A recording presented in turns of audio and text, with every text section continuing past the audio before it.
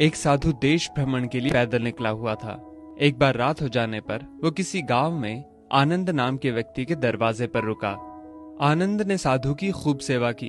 दूसरे दिन आनंद ने बहुत सारे उपहार देकर साधु को विदा किया। साधु ने आनंद के लिए प्रार्थना की, भगवान करे तू दिनों दिन बढ़ता ही रहे।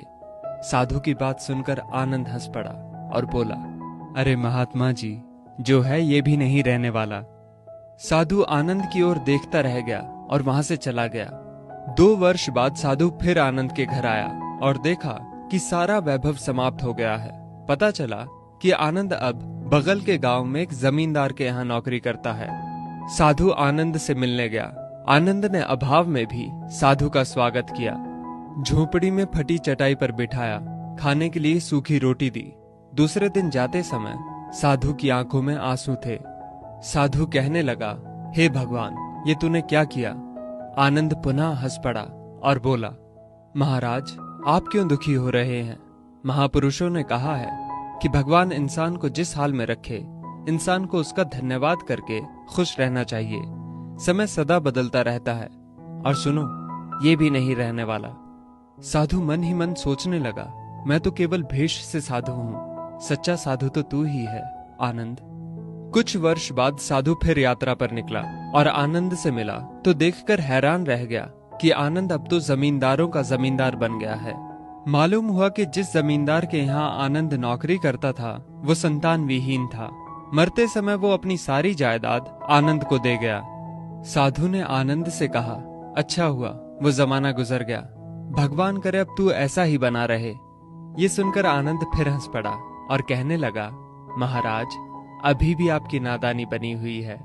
साधु ने पूछा, क्या ये भी नहीं रहने वाला? आनंद ने उत्तर दिया, हाँ, या तो ये चला जाएगा या फिर इसको अपना मानने वाला ही चला जाएगा।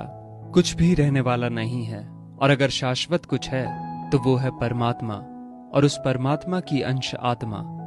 आनंद की बात को साधु ने गौर से सुना और चला गया। साधु कई साल बाद फिर लौटता है तो देखता है कि आनंद का महल तो है, किंतु कबूतर उसमें गुटरगू कर रहे हैं और आनंद का देहांत हो गया है। बेटियां अपने अपने घर चली गईं, बूढ़ी पत्नी कोने में पड़ी है। साधु कहता है, अरे इंसान, तू किस बात का अभिमान करता है? क्यों इतराता है? यहाँ कुछ भी टिकने वाला नहीं है।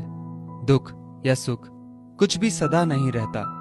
तू सोचता है पड़ोसी मुसीबत में है और मैं मौज में हूं, लेकिन सुन, ना मौज रहेगी और ना ही मुसीबत।